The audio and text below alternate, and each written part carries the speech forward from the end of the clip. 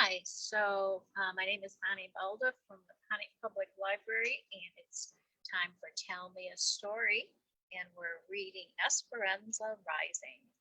So, where we left off on Monday is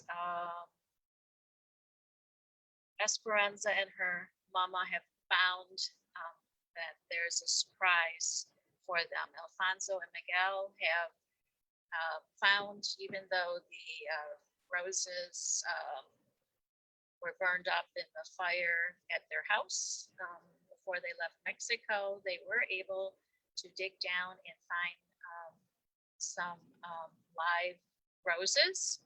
And they, on their way across the Mexico and into the United States, and ultimately to where they're at, they kept putting water on the roots of the rose plants, and now they have planted them in a cabin that they're staying at. And so the last thing is Mama and Esperanza are just very happy, and Mama's last act is to take Alfonso's hands and kiss his cheek, the same with Miguel, and did the same. She said, "Muchos gracias." And Mama looked at Esperanza and said, "Didn't I tell you that Papa's heart would find us wherever we go?" The next morning, Hortensia put a piece of fabric over the window and sent Alfonso next door with Miguel, Juan, and the babies. Hortensia, Mama, and Josefina brought in the big wash tubs and filled them half full with cold water. Then they heated pots of water on the stove and warmed the baths. Esperanza was excited at the idea of getting into a tub. All they had done since they arrived was wash their faces and arms with cold water in the sink. She hadn't had a real bath since she left Aguascalientes. But it was Saturday, and tonight was the Jananica. So the entire camp was getting cleaned up. Baths were being taken, shirts ironed, gear washed and crimped. Hortensia had given Esperanza her bath since she was a baby, and they had an established routine. Esperanza stood near the tub with her arms outstretched while Hortensia undressed her. Then she got in the tub and tried not to wiggle while Hortensia washed her. She tilted her head back, keeping her eyes closed while Hortensia rinsed her hair. Finally, she stood up and nodded, which was Hortensia's signal to wrap the towel around her. Esperanza went to one of the wash tubs, put her hands out to her sides, and waited. Josefina looked at Hortensia and raised her eyebrows. Isabel said, "Esperanza, what are you doing?" Mama walked over to Esperanza and said softly, "I've been thinking that you are old enough to bathe yourself, don't you think?" Esperanza quickly dropped her arms and remembered Marta's taunting voice saying, "No one will be waiting on you here." "Yes, Mama," she said, and for the second time in 2 days, she felt her face burning as everyone stared at her. Hortensia came over, put her arm around Esperanza, and said, "We are accustomed to doing things a certain way, aren't we, Esperanza? But I guess I'm not too old to change. We will help each other. I will unbutton the buttons you cannot reach, and you will help Isabel. Yes? Josefina, we need more hot water in these tubs. Adele, hurry." As Hortensia helped her with her blouse, Esperanza whispered, "Thank you." Isabel and Esperanza went first, bathing in the tubs, then bending their heads over to wash their hair. Mama and Josefina poured cups of water over them to rinse off the soap. The women took turns going back and forth to the stove for hot water. Esperanza liked being with all of them in the tiny room, talking and laughing and rinsing each other's hair. Josefina and Hortensia talked about all the gossip in the camp. Mama sat in her slip and combed out Isabel's tangles. The women took their turns, and when Hortensia needed hot water, Esperanza rushed to get it for her before anyone else could. Clean and dressed, with still wet hair, Esperanza and Isabel went outside to the wooden table under the trees. Josefina had given them a burlap bag of almonds that she wanted shelled. Isabel bent over and brushed her hair in the dry air. Are you coming to the Jamaica? Jamaica tonight, she said. Esperanza didn't answer at first. She had not left the cabin since she had made a fool of herself yesterday. I don't know. Maybe. I know. My mama said it is best to get it over with and face people, and then if they tease you, you should just laugh, said Isabel. I know, said Esperanza, fluffing her own hair that was already almost dry. She dumped the nuts onto the table and picked up an almond, still in its flattened pod. The soft and fuzzy outside hull looked like two hands pressed together, protecting something inside. Esperanza popped it open and found the almond shell. She snapped the edge of the shell and pried it apart, then pulled the meat from its defenses and ate it. I suppose Marta will be there tonight? Probably, said Isabel, and all of her friends, too. How does she know English? She was born here, and her mother, too. They are citizens, said Isabel, helping shell the almonds. The father came from Sonora during the Revolution. They have never even been into Mexico. There's lots of kids who live in our camp who have never been to Mexico. My father doesn't like it when Marta comes to our Janaicas, though, because she is always talking to people about striking. There was almost a strike during almonds, but not enough people agreed to stop working. My mama says that if there had been a strike, we would have had to go into the orchards and shake the trees ourselves for these almonds. Then we're lucky. What is your mother making with these nuts? Flan de la almendra, said Isabel. She will sell slices at the Jamaica tonight. Esperanza's mouth watered. Almond flan was one of her favorite sweets. Then I've made my decision. I will come. The platform was lit up with bright lights. Men from the camp in starched and pressed shirts and cowboy hats sat in chairs, tuning their guitars and violins. Long rows of tables were covered in bright tablecloths where women sold tamales, desserts, and especially agua de Jamaica, hibiscus flower water punch made with red Mexican Jamaica bloom. There was bingo on wooden tables and a long line of chairs circling the dance area for those who wanted to watch. That's where Mama and Hortensia sat, talking to other women. Esperanza stayed close to them, watching the growing crowd. Where did all the people come from? She asked. The other night, she had heard Juan say that about 200 people lived in their camp, but there were many more than that now. These fiestas are popular. People come from other camps, said Josefina, and with Bakersville, too. When the music started, everyone crowded around the platform, clapping and singing. People started dancing in the area around the stage. Children ran everywhere, chasing and hiding. Men held young boys on their shoulders, and women swaddled their infants, all of them swaying to the sounds of a small band. After a while, Esperanza left Mama and the others and wandered through the noisy crowd, thinking how strange it was that she could be in the middle of so many people and still feel so alone. She saw a group of girls who seemed about her age, but they were huddled together. More than anything, she wished Marisol were here. Isabel found her and pulled on her hand. Esperanza, come and see. Esperanza let herself be led through the crowd. Someone from town had brought a litter of kittens. A group of girls were crowded next to the cardboard box, cooing and cradling them. It was clear that Isabel desperately wanted one. Esperanza whispered to her, I will go ask your mother. She wove back through the crowd to find Josefina, and when she agreed, Esperanza practically ran back to the spot to tell Isabel. But when she had got there, a bigger crowd had gathered, and something else was going on. Marta and some of her friends stood in the bed of a truck that was parked nearby, each of them holding up one of the tiny kittens. This is what we are, she yelled, small, meek animals. And that is how they treat us, because we don't speak up. We don't ask for what is rightfully ours. We will never get it. Is this how we want to live? She held the kitten by the back of the neck, waving it high in the air. It hung limp in front of the crowd, with With no decent home and at the mercy of those bigger than us, richer than us, Isabel trembled, her eyes in a panic. Will she drop it? A man called out, maybe all that cat wants to do is feed its family. Maybe it doesn't care what all the other cats are doing. Senor, does it not bother you that some of your compadres live better than others? Yelled one of Marta's friends. We're going to strike in 2 weeks at the peak of the cotton for higher wages and better housing.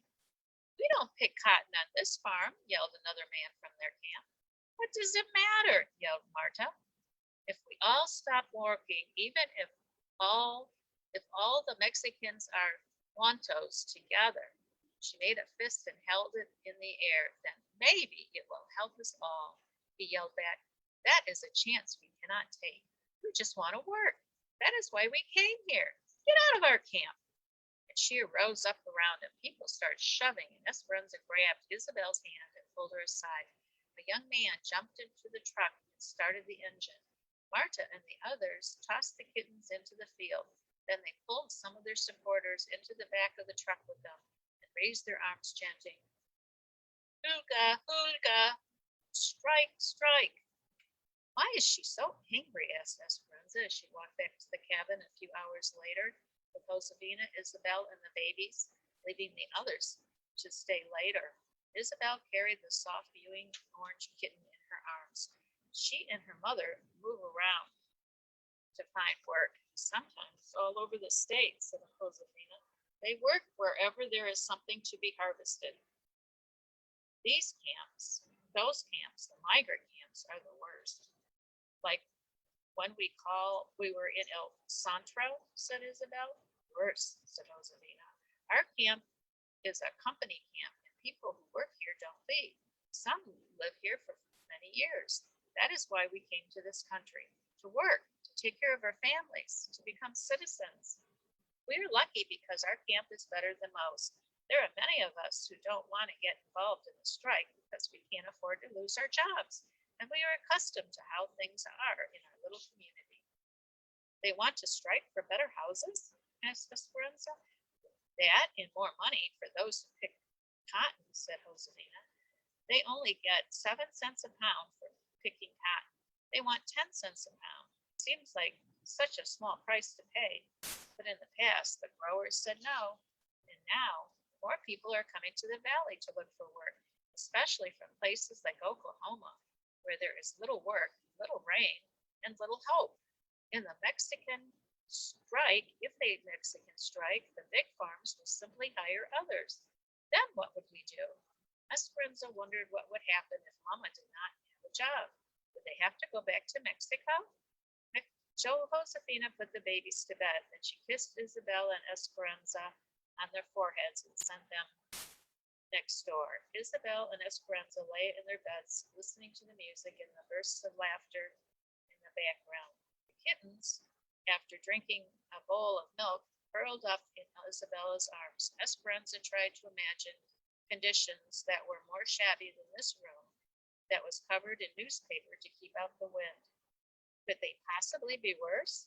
Sleepy Isabel said, Did you have parties in Mexico? Yes, whispered Esperanza, keeping her promise to tell Isabel about her old life. Big parties. Once my mama hosted a party for 100 people. The table was set with lace tablecloths, crystal and china and silver candelabras. The servants cooked for a week.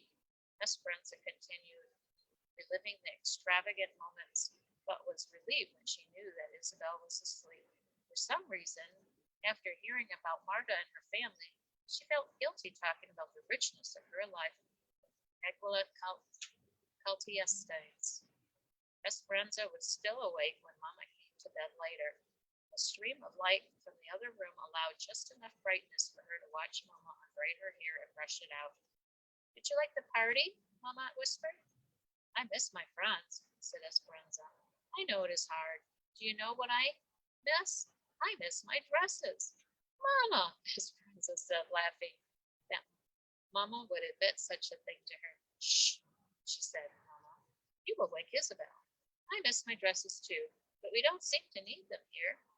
That is true, Esperanza. Do you know that I am so proud of you for all that you are learning? Esperanza snuggled close to her.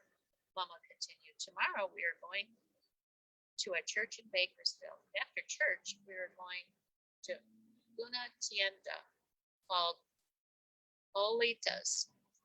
Josefina said she sells every type of sweet roll and Mexican candies. They were quiet, listened to Isabel's breathing.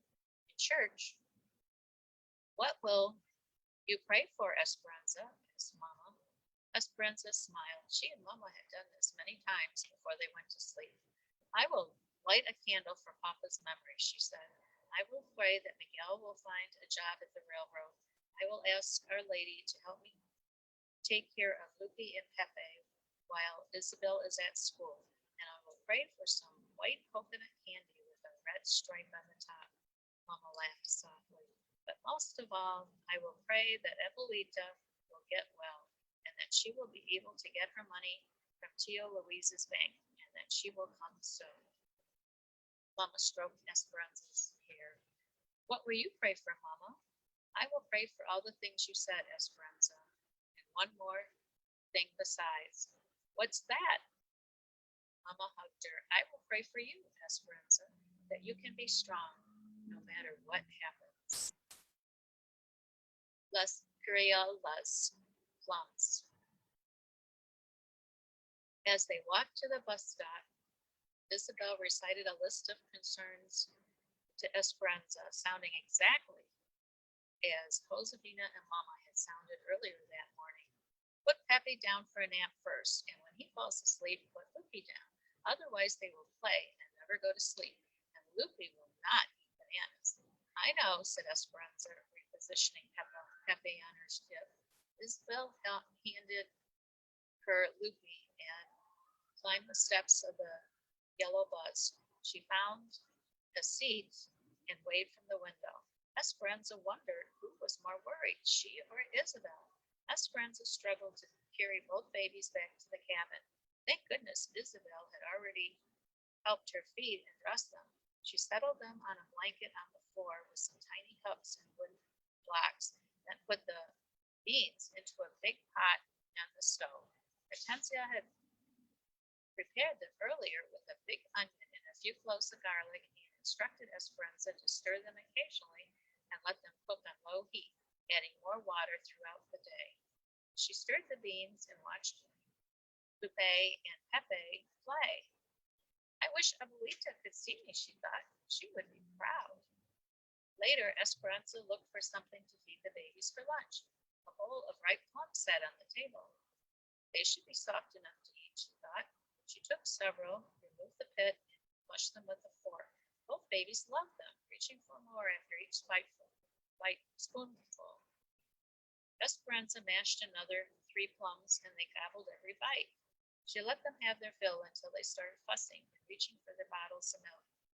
Enough of lunch, said Esperanza, cleaning their faces and gratefully thinking that it would soon be nap time. She slowly changed their wet diapers, remembering all of Josefina's and Isabel's instructions. She put Pepe down first with his bottle as directed, and when he fell asleep, she put Lupe next to him. Esperanza lay down too, wondering why she was so tired, and she dozed. She woke up to Lupe's whimpering in an atrocious smell. Brown liquid leaked from his diaper. Esperanza picked her up and carried her out of the room so she wouldn't wake Pepe. She changed her into a dry diaper and rolled the soiled one into a ball and put it by the door until she could take it to the toilets. When she put Lupe back down, Pepe was sitting up in bed in the same condition. She repeated the diaper changing with both babies clean. She left them in the bed and dashed to the toilets to rinse the diapers. Then she ran back to the cabin. A different smell greeted her. The beans. She had forgotten to add more water. She checked the pot. They appeared to be scorched only on the bottom, so she poured water in and stirred them. Babies cried and never went back to sleep. Both dirtied their diapers again. The wadded pile by the door grew. They must be ill, worried Esperanza. Did they have the flu, or was it something they ate? No one else had been sick recently. What had they eaten today? Only their milk and the plums. The plums, she groaned. They must have been too hard on their stomachs. What did Hortensia give her when she was a child, I must say? She tried to remember. Rice water. But how did she make it? Esperanza put a pot on the stove and added a cup of rice. She wasn't sure how much water to add, but she remembered that when rice didn't come out soft, Hortensia always said it needed more water. She had plenty and boiled the rice. Then she poured off the water and let it cool. She sat on the floor with the baby and fed them teaspoons of rice water all afternoon, counting the minutes until Isabel walked through the door. What happened, said Isabel when she arrived and saw the pile of diapers by the door. They were sick from the plums, said Esperanza, nodding toward the plates still on the table where she had mashed them. Oh, Esperanza, they are too young for raw plums. Everyone knows that plums must be cooked for babies, said Isabel. Well, I am not everyone, yelled Esperanza. She dropped her head and put her hands over her face. Pepe crawled into her lap, making happy gurgling noises.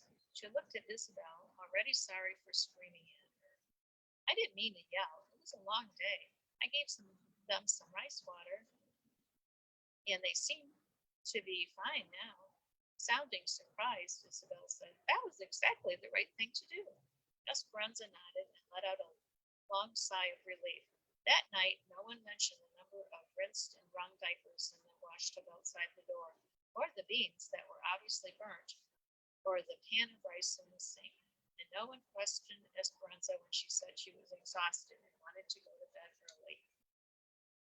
The grapes had to be finished before the first fall rains and had to be picked rapido quickly, so now there were no Saturdays or Sundays in the week, just work days.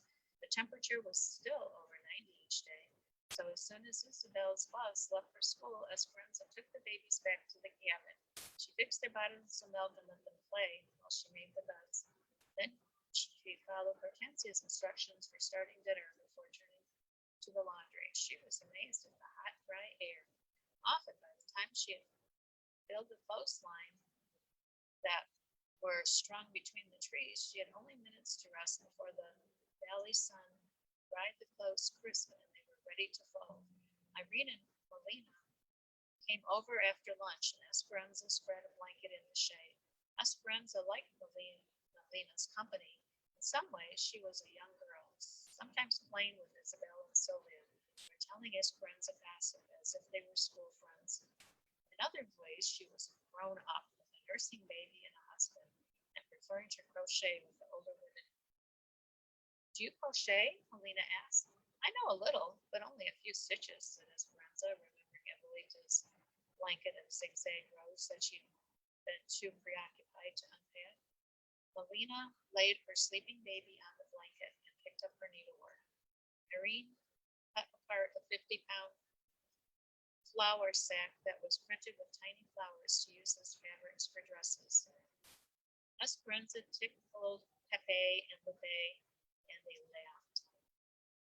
They adore you, said Melina. They cried yesterday when I watched them for the few minutes it took you to sweep the platform. It was true. Both babies smiled when Esperanza walked into the room, always reaching for her, especially Pepe. Lupe was good-natured and most demanding, but Esperanza learned to watch her closely, as she often tried to wander away. If she turned her back for a minute, Esperanza found herself frantically searching for Lupe. Esperanza rubbed Lupe and Pepe's back, hoping they would go to sleep soon. But they were restless and wouldn't settle, even though they had their bottles. The afternoon sky looked peculiar, tinged with yellow, and there was so much static in the air that the baby's soft ears stuck out. Today is the day of the strike, said Melina. I heard that they were going to walk out this morning. Everyone was talking about it last night at the table, said Esperanza. Alfonso said he is glad that everyone from our camp agreed to continue working. He is proud that we won't strike. Irene continued working on the flour sack and shaking her head. So many Mexicans have the revolution still in their blood. I am sympathetic to those who are striking, and I am sympathetic to those of us who want to keep working. We all want the same things, to eat and feed our children. Esperanza nodded. She decided that if she and Mama were to get Evelita here, They could not afford to strike.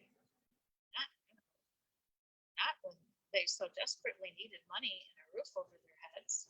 She worried about what many were saying. If they didn't work, the people from Oklahoma would happily take their jobs. Then what would they do? A sudden blast of hot wind took the flour sack from Irene's hand and carried it into the fields. The babies sat up frightened. Another hot blast hit them, but kept on, and when the edges of the blanket blew up, Lupe reached for Esperanza, whining. Irene stood up and pointed to the east. The sky was darkening with amber clouds, and several brown tumbleweeds bounced toward them. A royal of brown loomed over the mountains. Un tormento de Colomba, dust storms, said Irene. Hurry!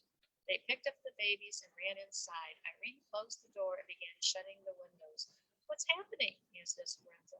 A dust storm like nothing you have seen before, said Melina. They are awful. What about Mama and Hortensia and the others?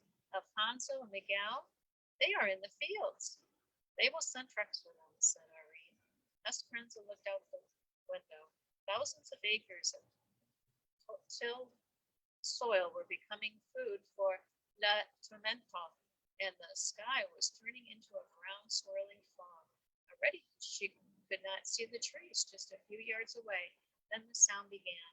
Softly at first, like a gentle rain, then harder as the wind blasted the tiny grains of sand against the windows and metal roofs.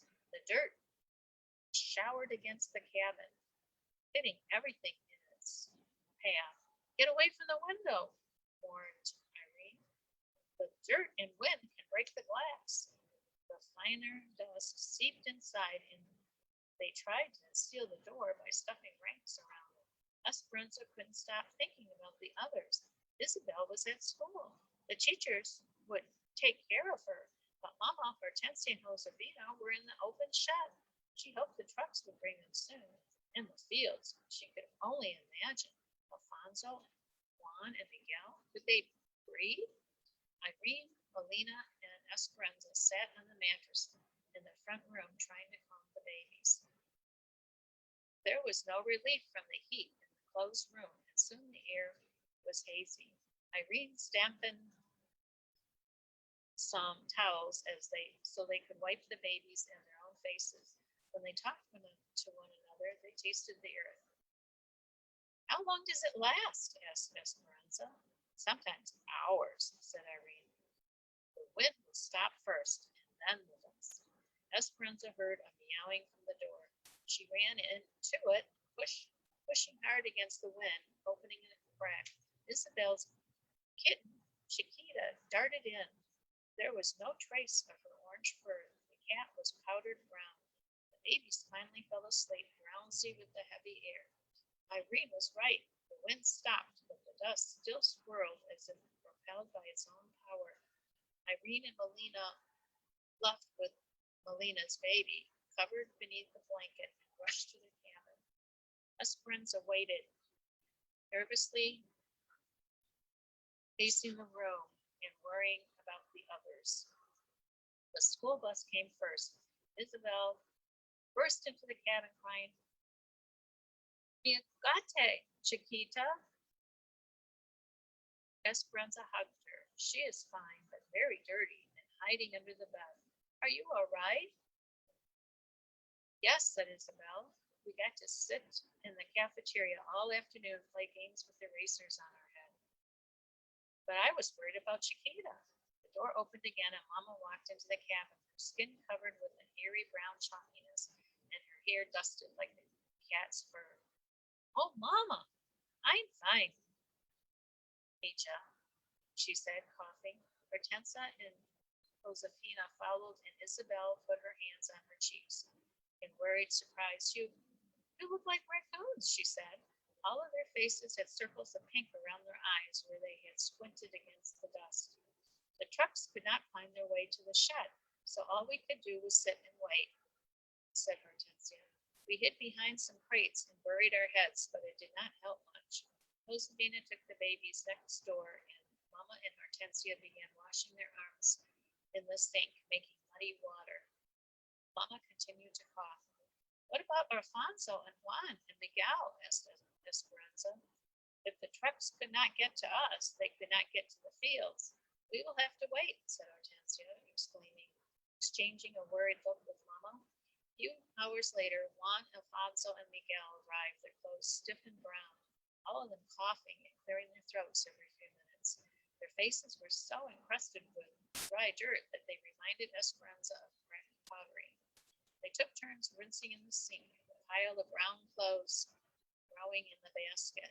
When Esperanza looked outside, she could almost see the trees, but the dust was still thick in the air.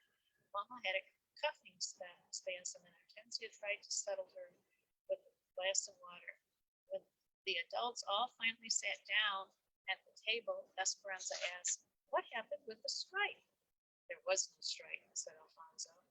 "We heard that they were all ready and that there were hundreds of them. They had their signs, but the storm hit.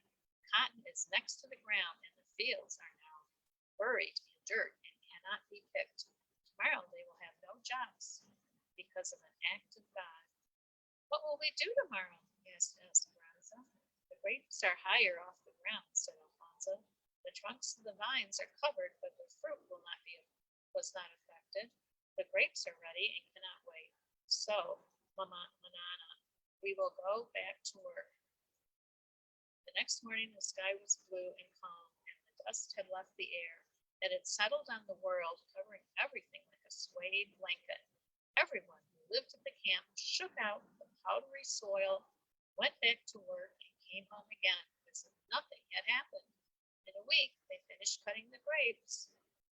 Then, while they finished packing the grapes, they were already talking about preparing for potatoes. The camp routine repeated itself like the regimental rows in the fields. Very little seemed to change, thought Esperanza, except the needs of the earth and Mama. Mama had changed, because after the storm, she never stopped coughing.